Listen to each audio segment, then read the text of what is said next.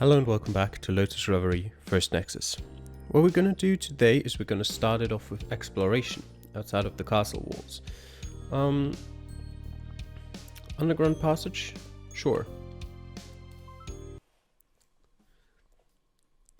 It was here, somewhere beyond the monolith in this park. You go down one of the sewers and find a hidden hatch that leads to a small door camouflaged in the steel wall. Afterward, you have to touch some bricks following the order of the alphabet in an analog system to open up the entry to the passageway Columbine told you about. After introducing the password, something clicks and the door opens, allowing you to push your way inside. It's a small and narrow path until you make it to your destination. A long, dark and gloomy hallway is laid out before you. It looks old, but it seems it has been reinforced and modified to adapt to the times. Apart from a few rooms dotted here and there, it seems there's only two directions to go.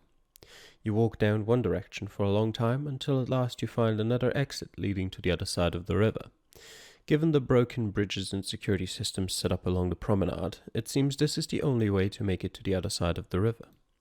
You could come again some other time to see what lies to the south of the castle, but for now you decide to avoid losing too much time. Going down the other direction, the path is shorter, and you immediately understand why. The monolith cuts off the path. You sigh in defeat and scratch your head, pondering it over, but ultimately return to the castle before anyone can notice your absence. Okay. What do we have in main events? Nexus. Alright. Or we can do Tale of a Walker. You know what, we'll start with Tale of a Walker, and if we have time afterwards, we'll do Nexus. Voices fell silent. The wise Duke made his appearance and the room was filled with applause. His mere existence deserved to be celebrated. He walked around the room, partaking in swift and innocuous conversations. And once the lights were extinguished and he made it back to the solitude of his room, he would look at himself in the mirror. It took him a minute to say it, but he then repeated it constantly thereafter. "This is not me." The windowsill creaked where his left foot stepped. The smell of spring dew from his garden permeated into his lungs. His right foot swung back and forth at the mercy of the breeze outside, to then fall into the open air, where it softly landed. Step by step across the skies, the Duke climbed invisible stairs upwards, all the way to the clouds. Silver streaks of light illuminated an infinite path. Below, the tiny and distant sparkles of the city. He took a deep breath, gazing beyond the line of the horizon over the water. The sun rose, and the very moment his eyes were touched by the sunlight, he woke up, a smile on his lips and tears streaming down his cheeks. Another meeting, another visit, another event, another day, another. He would repeat it to himself, all the more convinced. This is not me, and then set his aim towards the sky. The buds in his garden bid him goodbye as he decided his path. Every night more alive, more authentic, more unhappy. Until one day it became a reality. "I have seen you." The Duke was dumbfounded. "I know what you can do." His nights unveiled. "And I want to help you reach far beyond the sea," leading him to forge a new and deep friendship. That day, the meetings, visits, events did not matter. He ran with unquenchable strength and vitality. He saw the fishing boats gliding into the waters. The sunlight soon made its appearance, the rays caressing him. And he smiled without shedding a single tear, as the blood watered the buds, opening the blossoming petals. There's a short pause. Fizzle sighs, a tinge of concern in his voice. "Well, what's with those faces?" That ending was rather abrupt. "That's what makes it so striking and noteworthy." Then, Helio remains doubtful, his voice still muted. "He was deceived, taken advantage of. That's why he died." "So it seems." Helio doesn't seem very pleased with the story. You, for your part, cross your arms engrossed in the ceiling above. Not a very warm reception here, huh? I thought it was a very cool tale. Wasn't it rad? Groovy like a movie? Stop trying to sound young, you're only making it worse. Even I know no one has ever said that last phrase ever, and I have amnesia. You made me lose my train of thought out of pure undiluted cringe. Come on, I made all this so we could all have a good time, and in return you give me those long faces. You could at least flatter me a bit, even if it's lying. Thistle seems to have noticed a change in atmosphere between you and Helio. The events of the river have somehow made Helio more energetic, which baffles and unsettles you. As a result, the exchanges between you two have turned strange. You've tried to distance yourself, and the more time passes, the stranger it all feels. So Thistle tried to help you two with all of this. But Thistle is not the most suitable person to raise anyone's spirits, and this goes beyond any generational differences. No one in their right mind would ever consider that story a valid path to reconciliation. If that's everything, I'll see you guys later. It doesn't take long for Helio to hastily exit the library. Your calls for him to stop in his tracks only fall on deaf ears. At the end, the only thing Thistle's story achieved was making the rift between you two all the more evident. Alright, I think I've lost one reader. Can I count on you for the next one, Sync? Sync?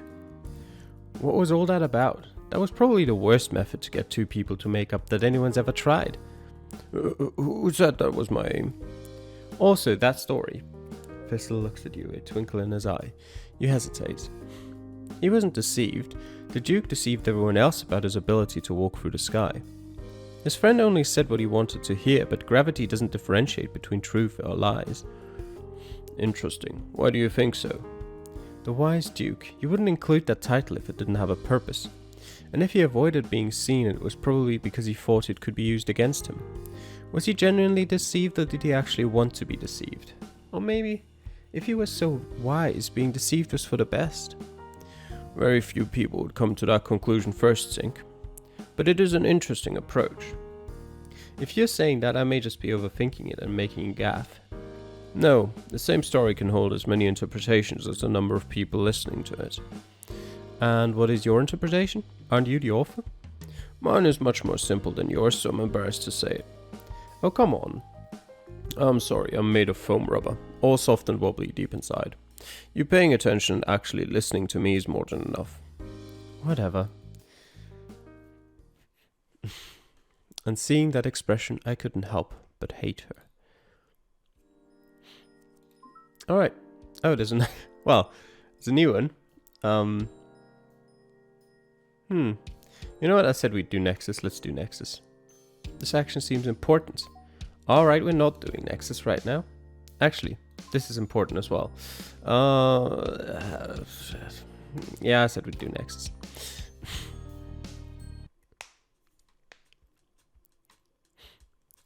Come on, pick. Red or blue? The woman in white looks around at her surroundings, trembling nervously, and then repeats her question. Oi, look alive, you need to bet. Red or blue? Don't make me play the croupier having to announce the bets are closing. The hooded figure's gestures speed up. Her choice of clothing coupled with her incoherent dancing makes for a stark contrast to the grand foyer of the silent castle. I know you're covering yourself with that hood because you want to appear inconspicuous, but I can guarantee you it has the exact opposite effect.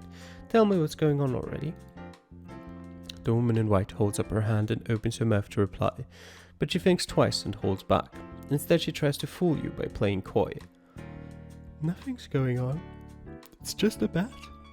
What's so weird about it?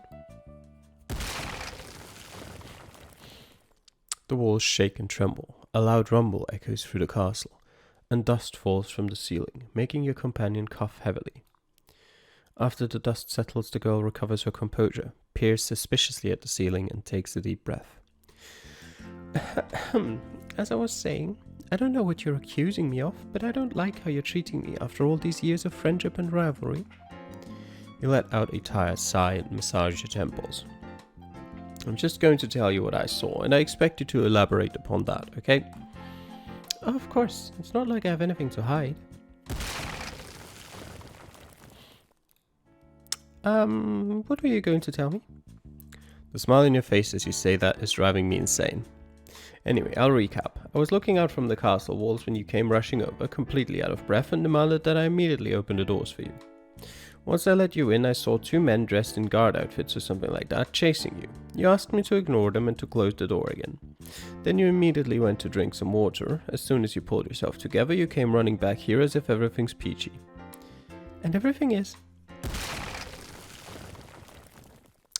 Well, those are some big holes, huh? Your murderous gaze does nothing to deter the girl as she continues a wobbly version of her previous dance, all while periodically glancing at the ceiling. To hell with it, if I pick a color, will you explain to me what's going on? It's possible. Fine, I pick red. Well, I'm going with red, and if you lose, let's say you owe me $1 million. 1 million? Why not 2? Whoa, that's daring. I went with red as well, though. What do you mean? I still have no idea what you're talking about, but while we're at it, and considering money isn't an issue right now, what do I get if I win? Nothing. The bounty for your head alone is worth more than that. You know I have you on reserve in case of a dry season. I'll just let your price keep going up and I'll sell you whenever I feel like it. It's a better interest rate than any bank. You're never going to forget that, are you? As long as it takes, you delinquent, so stop complaining. The girl waves her hand and replies with unprecedented fervor and arrogance. But seeing her like this only makes you start to chuckle. A chuckle which promptly grows to become uncontrollable and downright contagious. After all this time, it doesn't matter what she says or does. Despite everything, you... I hate you. I know. You shake your head, already exhausted. You put your hands on your hips and try to get the conversation back on track before it's too late. I imagine those two men from before are the ones behind this entire mess, using magic or something like it. Judging from their clothing, they belong to the Royal Guard or Secret Guard, something like that. I'm not entirely sure which right now, but either way, they know what they're doing. The different colors of their uniforms, red and blue, I think that signifies their rank. How come I didn't know about that? Though that explains the bet, I guess. Tulpas tend to be stronger, so it's best to determine which one's the host. However, if they're dressed almost identically, it's hard to differentiate them. That's good information and all, but it doesn't explain the mess you've made on your way here. Well, let's just say they didn't appreciate how I caught them while they were in the middle of another battle, and now they kind of hate me. And then you ran to the castle with your tail tucked between your legs, but you didn't expect them to be able to siege it, even though castles are practically begging to be besieged. Details, details. That doesn't explain why you're in such a rush. Magic powerful enough to siege a castle is no child's play. I didn't really get to finish explaining the rules, okay? Well, between all the playing around and dancing around the subject, I can't figure out why that might be the case. You already know the tulpa is semi-immortal in this game. It can't be killed, but it has a very short lifespan, even as short as a few weeks. It's also connected to the life of the human, its host. The tulpa spawns from the subconscious mind of the host after all, so if one dies, the other one will do so too. And that includes the situation where the tulpa exceeds its time limit. Well, the only way to extend that lifespan is by challenging another tulpa and its respective host to a duel. Only then do both tulpas become vulnerable.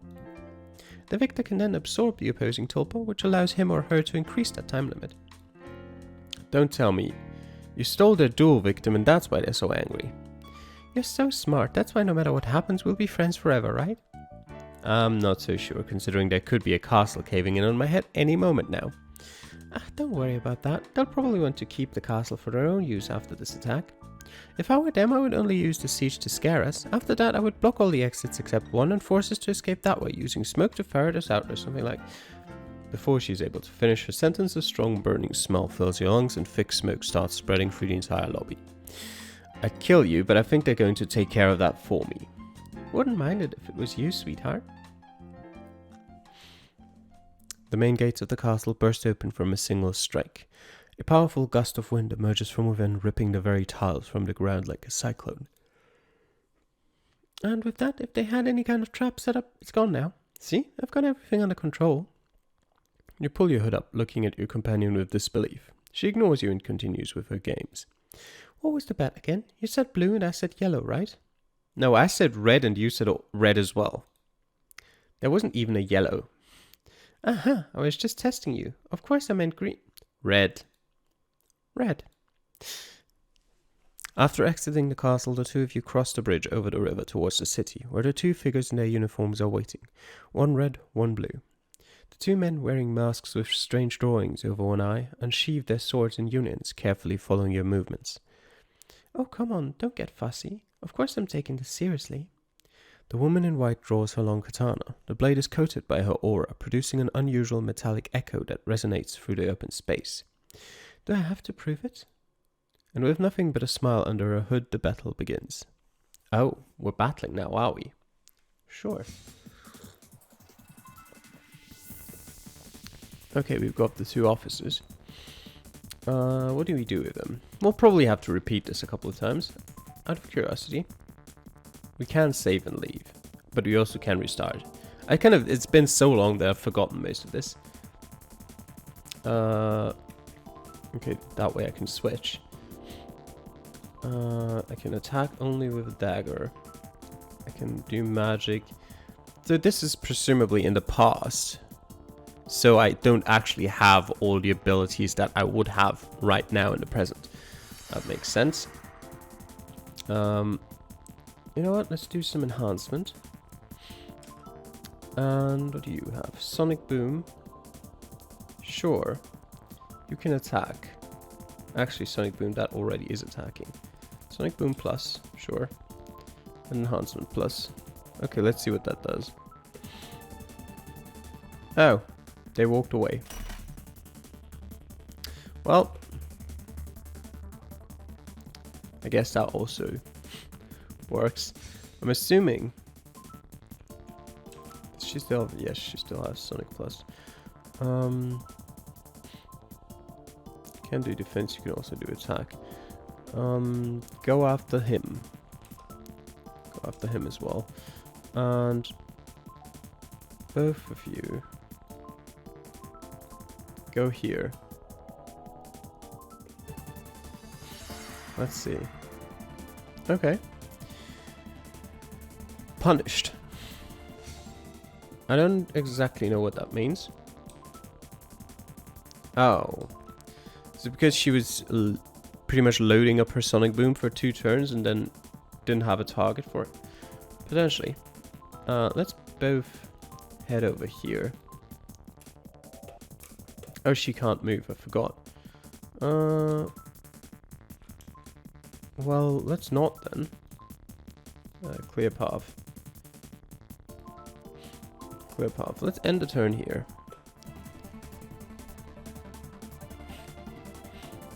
I wonder where they went, even. You know what?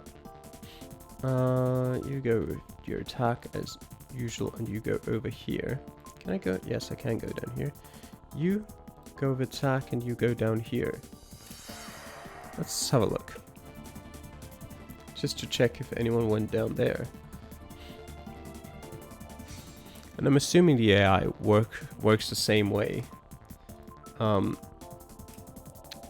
Anytime the battle happens. Okay, there's someone came back from them. Oh, they both came back. Interesting. Right, I mean, we've boxed them in now, haven't we? Magic. Yeah, that's fine. Just attack. And you... Sonic Boom. Attack this guy as well. Sure, go on.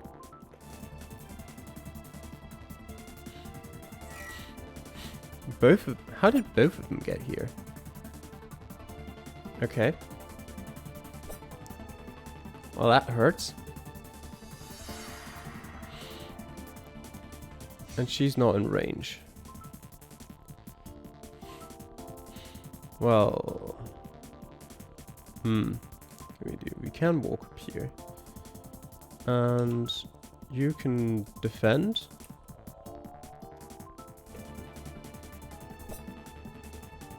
That didn't really block much damage. Almost dead.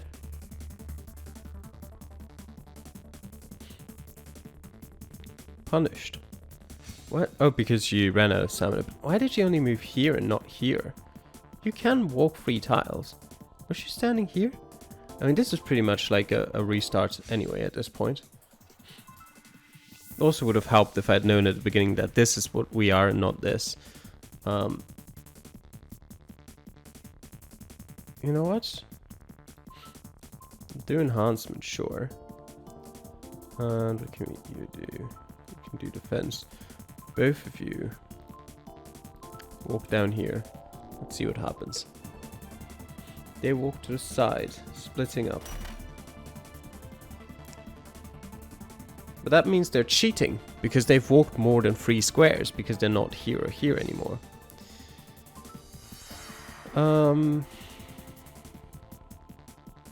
I can't remember which was which. No, sure, whatever. Walk over here. But actually attack this time. Let me see. They just disappear. Completely. Okay. You know what? Screw it, we're just following that path. I want to see what happens. There comes the red one. 3 damage. Alright. And 12 damage. Okay. Now it's time to boom. Boost as well. And you boost with a dagger attack. Ready.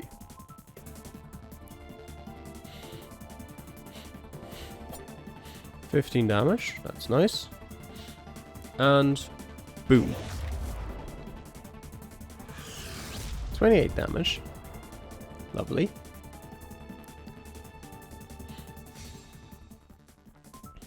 Okay. Continue to attack.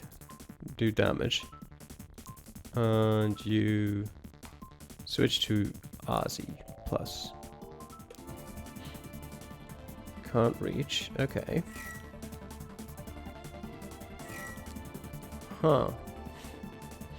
So he can teleport.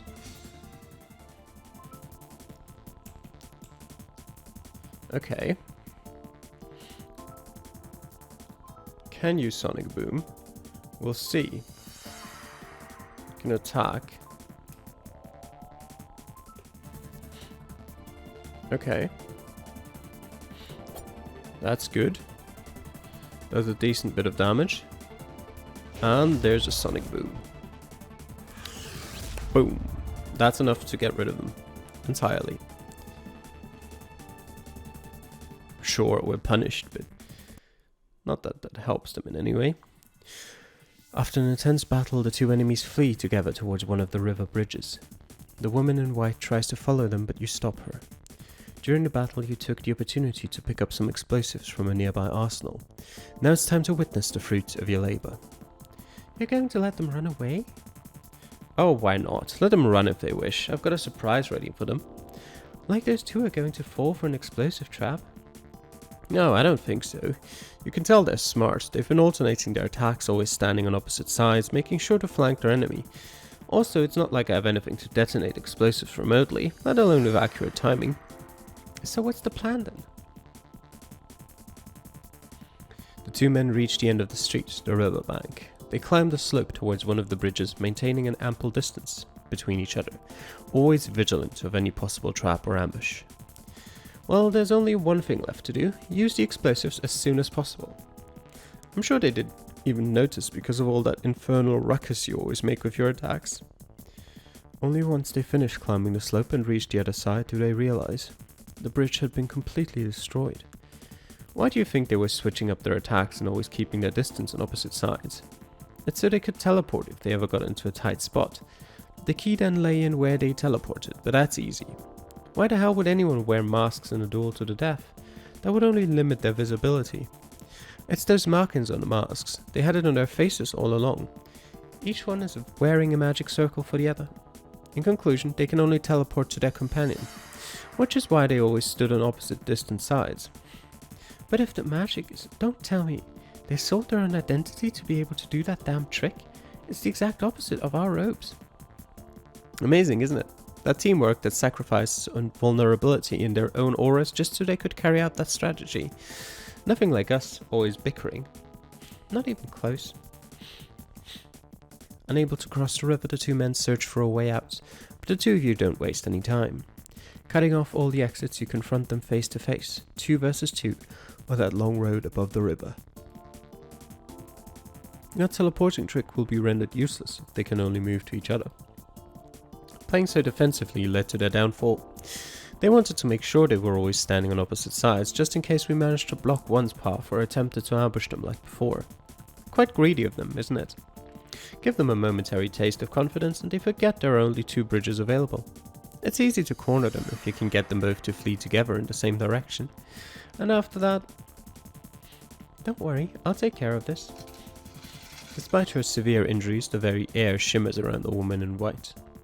Her aura expands a few centimeters at first, then meters soon after, until soon it has completely enveloped the entire width of the bridge. Magic is always exhausting. She had been holding back this whole time because one mistake could leave her wide open. But such restraint was no longer necessary. Who better than the protagonist to deliver the final blow? The buzzing intensifies. There's a grating metallic noise, and then... Game over.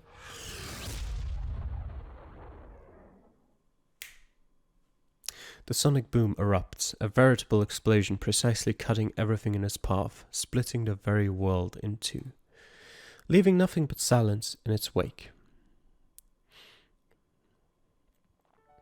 It's a shame. What is, if I may ask? We don't know who won the bet. We didn't find out who the tulpa was. The battle over, the 2 of you are sitting together at the riverside. You glance at your partner while raising an eyebrow. They were constantly running away, it's not like we could ask them. And by the way, you lied to me. You told me they were running short on time, that they were in a hurry, but that wasn't the case at all. I never lied to you. It was you who just conveniently came to that conclusion. Everything is always convenient to you, except when it matters. Wouldn't it have been much more convenient to take the advantage of having a castle instead of distracting me with your rubbish? Oh yeah, that would have been the most intelligent choice. Well then, wouldn't have been the most fun though. The look you give her says it all. Exhausted, having had that close brush with death, you don't even need to open your mouth to express intense hatred with just your eyes.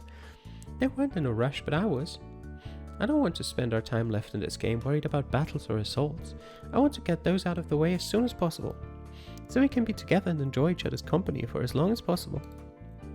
The girl takes a deep breath and rests her head on her hands, looking at you with a tender smile hidden beneath her white hood.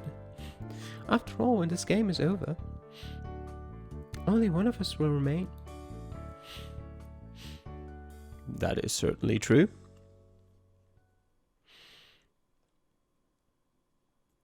Sink. Emerging from your daze, you open your eyes wide in confusion. You blink, trying to catch a glimpse of what's around you. Your hand moves to press your forehead in an attempt to contain a pounding headache. Sink, are you okay? Your eyes begin to focus little by little. The woman gently rests her hand on your shoulder and gives you a confused yet reassuring smile. Your first instinct is to step back, putting some distance between the 2 of you. Sorry, I got distracted for a second. Distracted? You look pale. It's nothing, really. It's just... You find Fistel a few steps away, who moves closer to inspect you thoroughly. Do you remember something? You shrug, looking around for a moment before lightly shaking your head. It's normal to still be a bit dazed. If you're tired, we should go back to the castle. Yes, we can always finish the patrol some other time. Don't worry about it, Sink. It takes you a second, but you nod. They hold back from insisting further and start smiling and giving you some space. Then the group gets going, shifting the conversation to more trivial topics, probably for your sake. Before following them, you stop for a few moments, looking back at the large destroyed bridge. Then let out a long sigh. The world is mine. Good night, Sink. You look healthy, Sink. I'm glad to see you like this. You don't think so? It may be just my imagination then. In any case, what should we talk about? Violet, sure. Cooking lessons. Rosemary can be very eccentric sometimes. Personally, I'm more struck by what Violet said. I think you're the first one to get her to tell her life story. Really? I didn't pressure her into it or anything. I think she got attached to you in her own way, which is fine, but... But? No, it's nothing. Just be careful, alright?